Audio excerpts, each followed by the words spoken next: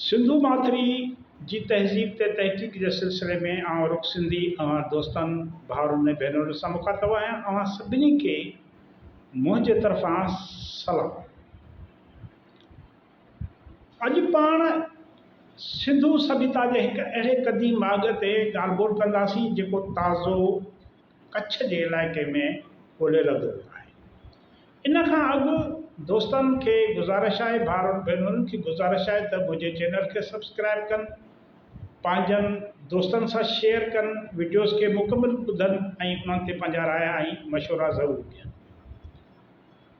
अॼु पाण भारतीय रियासत गुजरात जे इलाइक़े कच्छ में हिकु क़दीम माॻ ते सिंधु सभ्यता जे हिकु क़दीम माॻ ते ॻाल्हि ॿोल कंदासीं जेको लखपत जे वेझो दरियाफ़्त थियो आहे।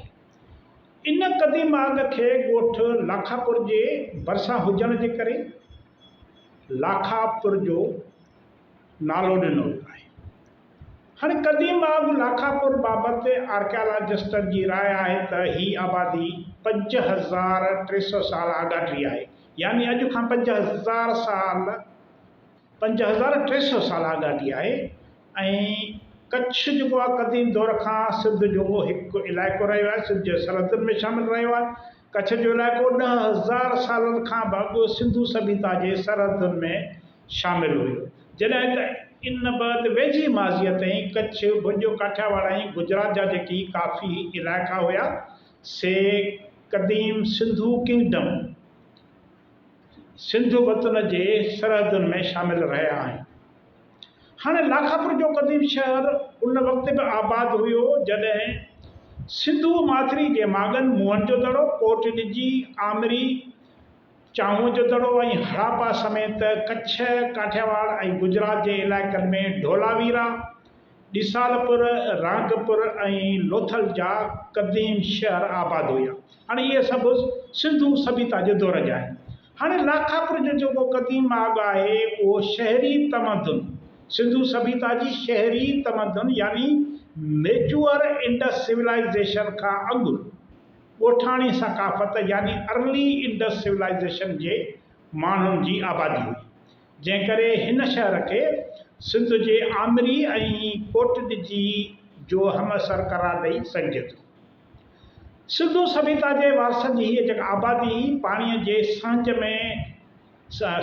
खे सहूलियत खे नज़र में रखंदे हिकु नदीअ जे भरिसां आबाद कई वई।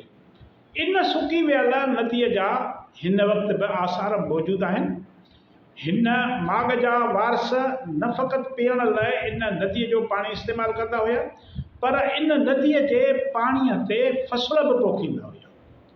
लाखापुर जो ही माॻ तक़रीबन 3 हेक्टरनि ते पखिड़ियल आहे। 2022 में केरला यूनिवर्सिटी जे क़दीम आसारनि जे माहिरनि GS अभियान ऐं SV राजेश पहिरियों भेरो हिन माॻ जे सिंधु सभ्यता जे माॻ तौर सुञाणप कई, जंहिं बैदि वरी साल 2024 यानी गुज़िरियल साल हिन माॻ जी खोटराई कराई वई, जंहिंमें भारतीय आर्कियालॉजिस्टनि समेत ॿियनि मुल्कनि जे क़दीम आसारनि जे माहिरनि जी हिकु गॾियल टीम हिसो वरितो। लाखापुर मां पथर जे अॾावतुनि समेत पकियुनि सिरुनि सां अॼियल घर दरियाफ़्त कया विया आहिनि। अहिड़े ई नमूने जूं अॾावतूं मिलियूं आहिनि जेके सिंध में अॻु मुअनि जो दड़ो, चांहुं जो दड़ो, लाखियुनि जो दड़ो मां मिलियूं आहिनि। हाणे इहे जेके घर आहिनि इंतिहाई सलीक़े सां ठहियल आहिनि, जॾहिं त उतां पथर, पकल मिटी ऐं धात जा केतिरा ई जेके नवादरात या सामान मिलियो आहे, जिन में ख़ासि करे पथर जा औज़ार ख़ासि अहमियत जोॻा आहिनि। हाणे इहो पथर कोटडिजीअ जे टकिरियुनि मां हासिलु कयो वेंदो हो।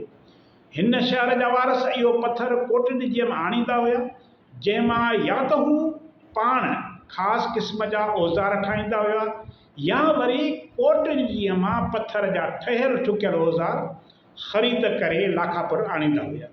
हाणे हिन माॻ जे भरिसां हिकु इंसानी तदफ़ीन यानी कब्रिस्तान बि मिलियो आहे। हिन माॻ तां घरेलू इस्तेमाल जा बर्तन, इंतिहाई ख़ूबसूरत बर्तन आहिनि, उहे मिलिया आहिनि। अक़ीक़त जा मणिया मिलिया आहिनि, मुख़्तलिफ़ क़िस्मनि जा क़ीमती पथर जा मोती, औज़ार ऐं नंढियूं नंढियूं जेके आहिनि से नवादरात मिलियूं आहिनि। सिपियुनि जा सिपियूं जेके समुंड मां मिलंदियूं आहिनि उन जा खोल मिलिया आहिनि, चूड़ियूं मिलियूं आहिनि, टामे जूं शयूं, टामे मां ठहियल शयूं मिलियूं आहिनि, अन्न पीअण जे पथर जा औज़ार बि मिलिया आहिनि। माना हू जेका करत पी उन मां जेको आहे सो खाधो खुराक हासिलु कंदा, पथर मां ठहियल हथोड़ो बि मिलियो आहे, ऐं ॿिया इलाही नवादरात मिलिया आहिनि। हाणे इहे सभु नवादरात सिंधू सभ्यता जे ॿियनि माॻनि तां बि अॻु ई मिली चुका आहिनि या दरियाफ़्त थी चुका आहिनि। आर्कियालॉजी जे माहिरनि मूजिबि लाखापुर मां मिलियल पथर जा ब्लेड मौजूदा सिंध जे माॻनि तां घुराया वेंदा हुआ, यानी हिन बाग़ जे वारसनि जो सिंधू सभ्यता जे ॿियनि शहरनि सां, शहरी मर्कज़नि सां वापारी राब्तो हुयो। हिन बाग़ जे घरनि ऐं घिटियुनि मां रिढुनि, ॿकिरियुनि ऐं मच्छियुनि जूं हॾियूं मिलियूं आहिनि, जेकी खाइण बदि उछलायल आहिनि। माना जंहिंमां इहो ॾिस मिले थो त लाखापुर जा वारस मच्छीअ जो शिकार करे उनखे खाइण लाइ इस्तेमालु कंदा हुआ, जॾहिं त रिढुनि ॿकिरियुनि जो न फ़क़ति खीरु इस्तेमालु कंदा हुआ पर उन्हनि जो गोश्त बि खाईंदा हुआ।